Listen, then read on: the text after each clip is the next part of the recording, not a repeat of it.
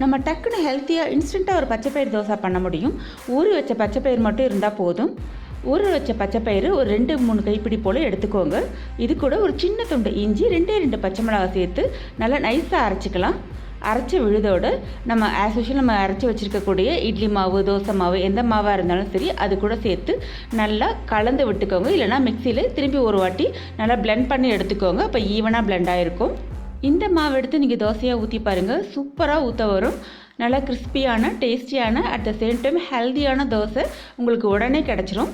இந்த டிப்ஸ் உங்களுக்கு பிடிச்சிருந்துச்சுன்னா டக்குன்னு ஒரு லைக் கொடுத்துருங்க. பச்சைப்பயிரில் எக்கச்சக்கமான சத்துக்கள் இருக்குது.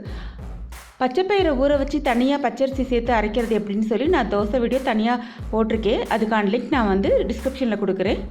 இது டக்குன்னு இன்ஸ்டண்ட்டாக செய்யக்கூடிய தோசை. இந்த மாதிரி நீங்கள் இன்ஸ்டண்ட்டாக செய்யக்கூடிய இந்த தோசைக்கு தேங்காய் சட்னி வச்சு சர்வ் பண்ணிங்கன்னா சூப்பராக அட்டகாசமான டேஸ்ட்டில் இருக்கும்.